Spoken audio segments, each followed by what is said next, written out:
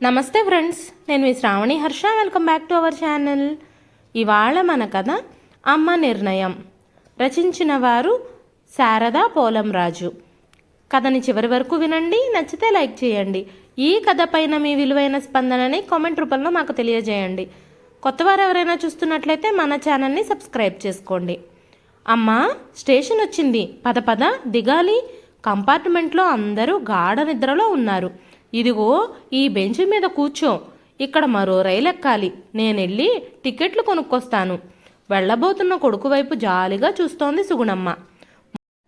ముందరే అన్నీ అనుకున్నట్టే జరుగుతున్నాయనేమో మనసు రాయి చేసుకుని నిర్లిప్తంగా ఉంది. హఠాత్తుగా ఏదో గుర్తొచ్చినట్టు, బాబూ, ఇవిగో నా బీరువా తాళాలు, హడావిడిలో వెంట తీసుకొని వచ్చేశాను.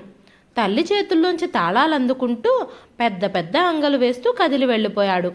ఏమిటో లోకం ఎటుపోతుందో. వాడికి ఏం తక్కువ చేశాను? పుట్టిన కాడి నుండి కళ్ళల్లో పెట్టుకుని పెంచుకున్నామే. ఆయన మాత్రము వాడు అడిగింది అడిగినట్టు ఇస్తూ పెంచారు. కోరిన వస్తువులు, వాహనాలు, అనుకున్న చదువు, కావాలనుకున్న అమ్మాయితో పెళ్ళి, చివరకు అప్పు చేసి ఒక చక్కటి ఇల్లు కూడా కొని తన పెన్షన్తో తీర్చారు. ఈనాటికి మనవల చదువులకు ఫీజులు కానీ అవసరాలు కానీ తామే తీరుస్తున్నామే. 6 నెలల నాడే ఆయన ఎంత ముందు చూపుతో వాళ్ల వైఖరి తెలుసుకున్నారో కదా.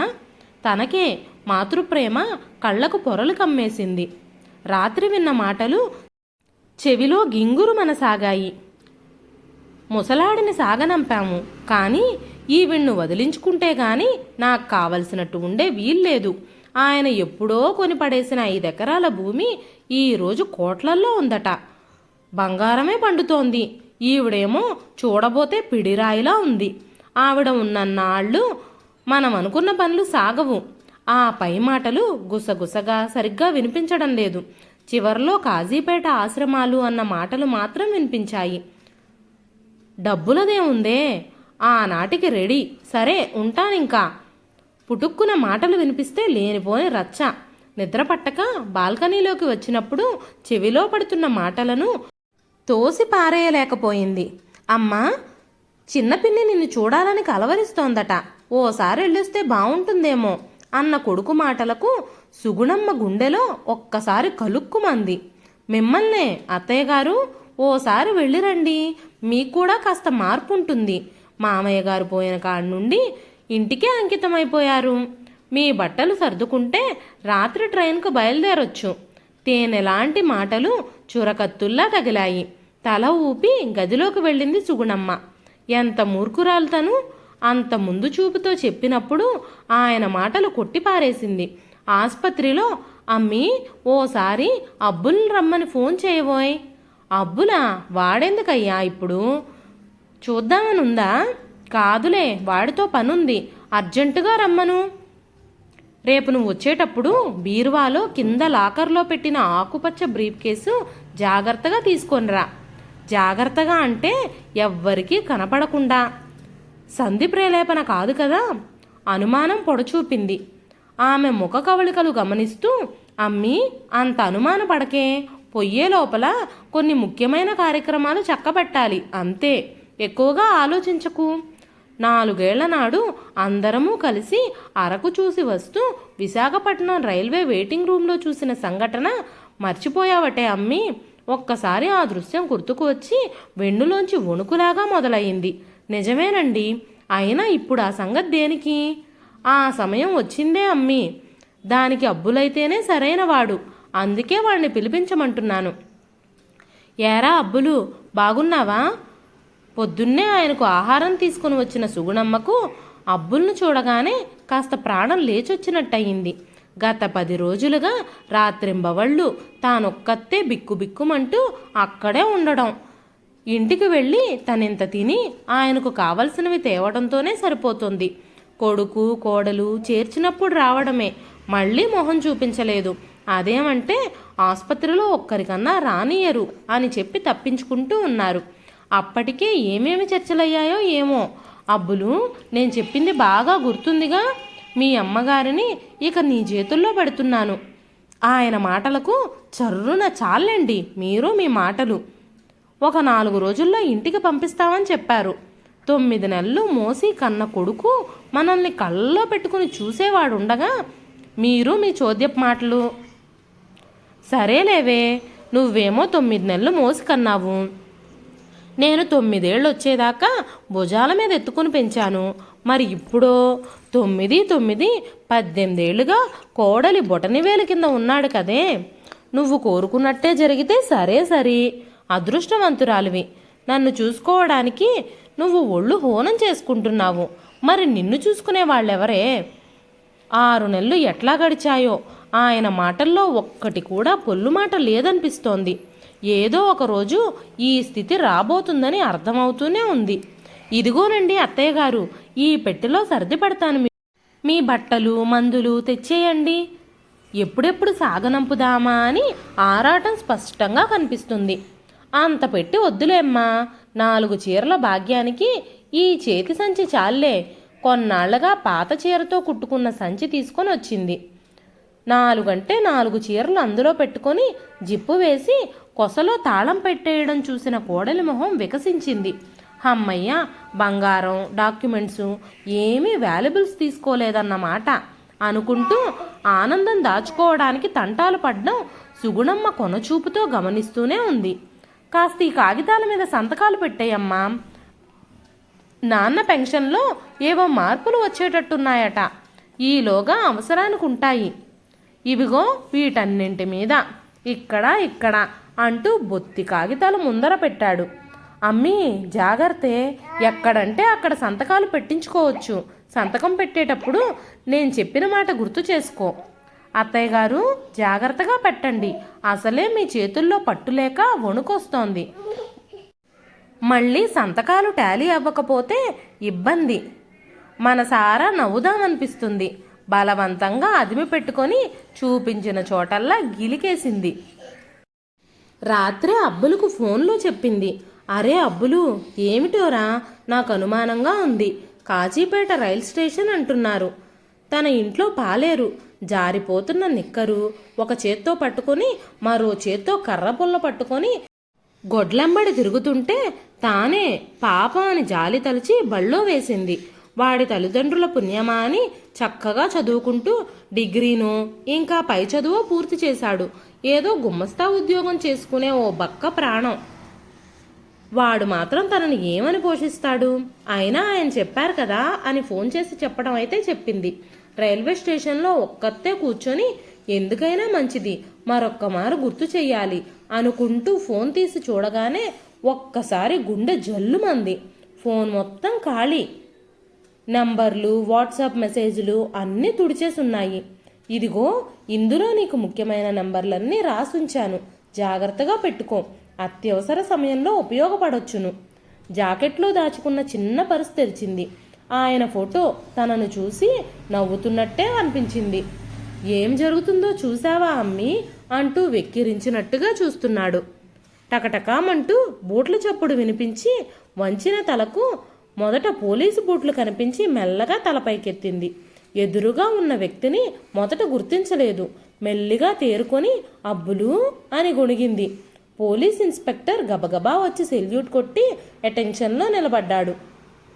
వెనకనే 3 constables. Thank you inspector. Sugunamma పక్కన బెంచీ మీద కూర్చున్నాడు. ఆవిడకు అంతా అయోమయంగా ఉంది. అవతల ప్లాట్ఫామ్ మీదకు వచ్చిన మాధవ్ తల్లి వైపే ఓ కన్ను వేసి మధ్యలో నిద్రమత్తు వదిలించుకోవడానికి టీ తాగి మళ్ళీ వచ్చి చూసేటప్పటికీ ఒక్క క్షణం గుండె ఆగినట్టయింది. ఫుల్ సూట్లో ఉన్న వ్యక్తి చంటిబిడ్డను పొదివి పట్టుకున్నట్టు తల్లిని పట్టుకుని నడిపిస్తున్నాడు. ఆవిడ అతని నడుము చుట్టూ చెయ్యి వేసి ఆసరా కోసం వాలిపోయి మెల్లగా అడుగులు వేస్తుంది. వెనుక అమ్మ సంచి అపురూపంగా పట్టుకుని నడుస్తున్న కానిస్టేబుల్. ఎవరు వాళ్ళు? అమ్మను ఎక్కడికి తీసుకెళ్తున్నారు? ఆలోచనలో తను తిరుగు ప్రయాణపు ట్రైన్ వచ్చేయటంతో ఎక్కేశాడు. మాధవ్, బీరువా తాళాలు కనిపించడం లేదు. ఇంట్లోకి పూర్తిగా కాలు పెట్టకముందే ఎదురైన భార్య చేతిలో తాళాలు పెట్టి అవి తర్వాత చూద్దు కానీ నాకు కాస్త కాఫీ తెచ్చిపెట్టు, రాత్రంతా నిద్రలేదు, మళ్ళీ బ్యాంకు వైపు వెళ్ళి రావాలి. టవల్ తీసుకొని బాత్రూంలోకి వెళ్ళిన అతనికి ఒక్కసారిగా మాధవ్ అన్న కేక వినిపించగానే హడావిడిగా బయటకొచ్చేశాడు. బీరువా ముందర నిలువుగుడ్లేసుకుని నిలబడ్డ భార్య, ఖాళీ బీరువా ఎక్కిరిస్తున్నట్టు కనిపించాయి.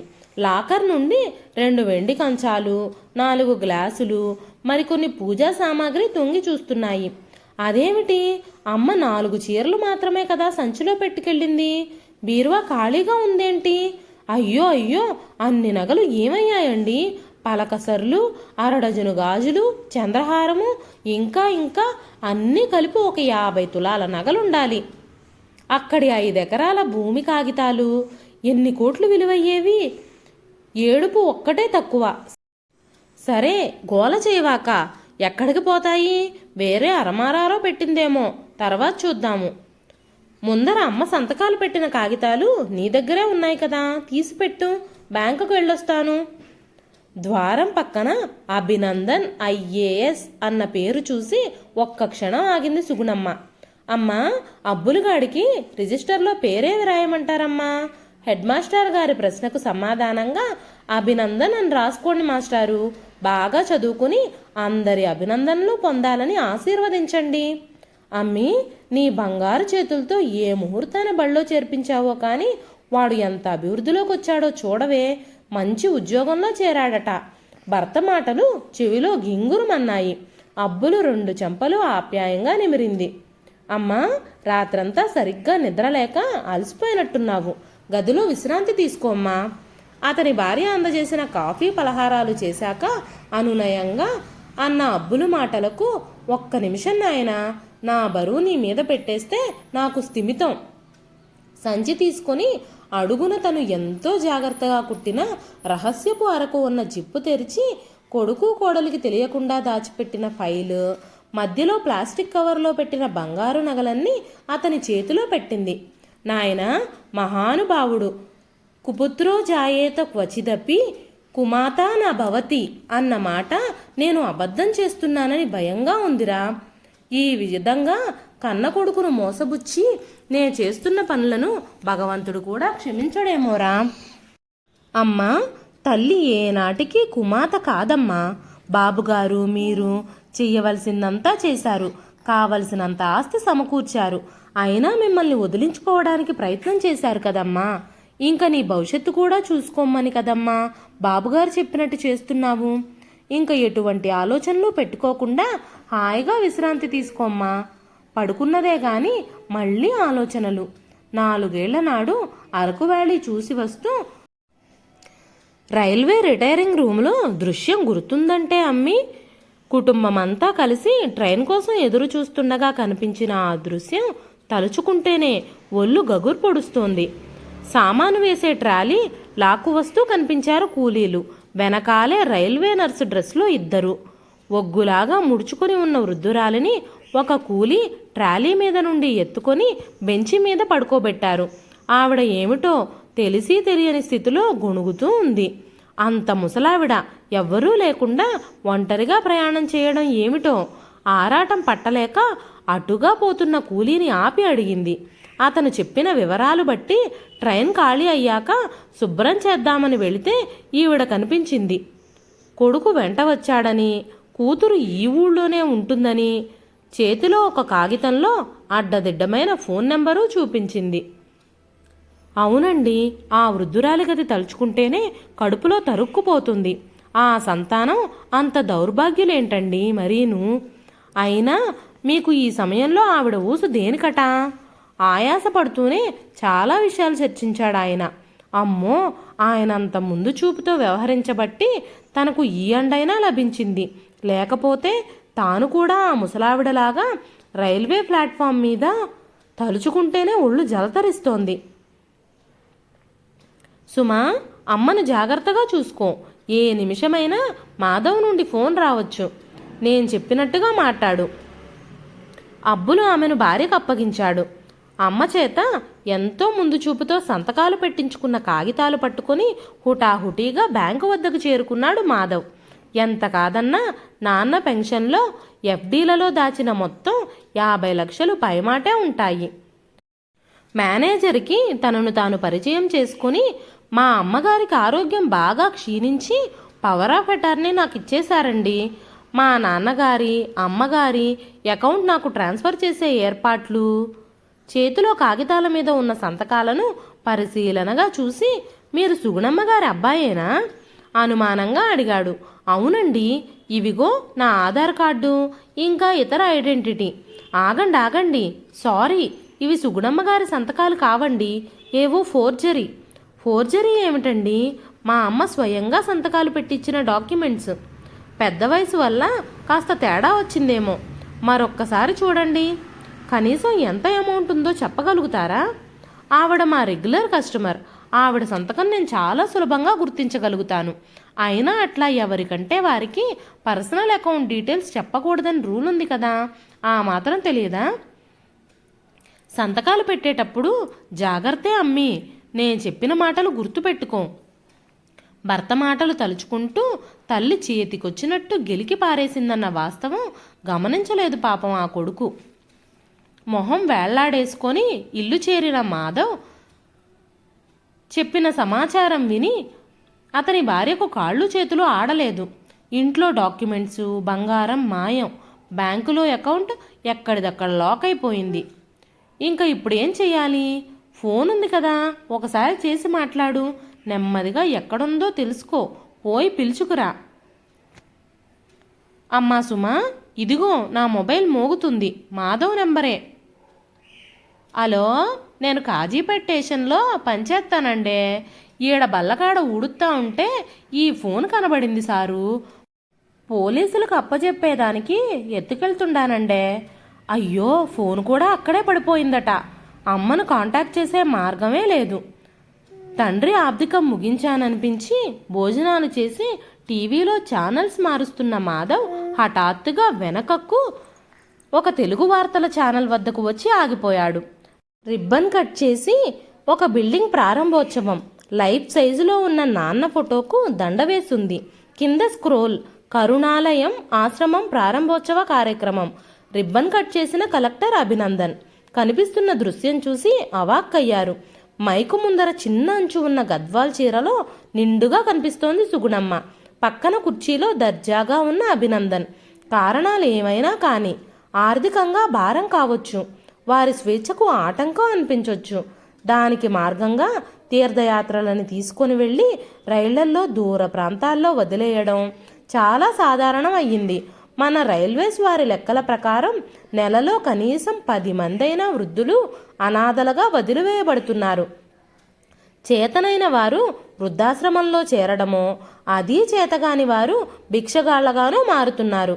కొంతకాలం క్రితం విశాఖపట్నం ప్లాట్ఫామ్ మీద ఒక అభాగ్యురాల్ని చూశాక అటువంటి వారికి ఏదైనా మన చేతనంత సహాయం చేద్దామని కలిగిన ఆలోచన ఫలితమే ఈ కరుణాలయం. పెళ్ళిళ్ళవగానే సంసార బాధ్యతలు, ఆ తరువాత పిల్లల పెంపకం, వాళ్ల పెళ్ళిళ్ళు, మనవళ్ళు అదే ఊబిలో చిక్కుకొని చాలామంది వృద్ధాప్యం వచ్చేదాకా తమ సంగతి ఆలోచించడం లేదు. తమ భవిష్యత్తు గురించి కూడా ఆలోచించాలి. మధ్యతరగతి కుటుంబాల్లో వృద్ధాప్యం గడ్డు కాలం. ప్రశాంతంగా మరణించేవారు అదృష్టవంతులు. అట్లా కాకుండా ఏదైనా రోగాల బారిన పడ్డప్పుడు పడే నరకయాతన కన్నా ఆర్థికంగా తట్టుకోవడం దుర్భరం అవుతోంది. ఆ పరిస్థితి రాకుండా చూసుకోవాల్సిన బాధ్యత ఎవరిది వారికే. ఒకరి మీద ఆధారపడవలసిన అవసరం లేకుండా చూసుకోవాలి. కొనసాగుతున్న ప్రసంగం వింటున్న కళ్ళల్లో నుండి ధారాపాతంగా కారుతున్న నీటిని తుడుచుకునేందుకు కూడా శక్తి లేక కూలబడిపోయిన అతని వైపు భార్య, అత్తగారు చూస్తూ ఉండిపోయారు. తప్పు ఎవరిదైనా వెనకకు తిప్పలేని గతం. ఇదండి ఈరోజు కథ. ఈ కథ నచ్చితే ఒక లైక్ చేయండి. ఈ కథ పైన మీ విలువైన స్పందనని కామెంట్ రూపంలో మాకు తెలియజేయండి. మరెన్నో ఇలాంటి ఇంట్రెస్టింగ్ కథల కోసం మన ఛానల్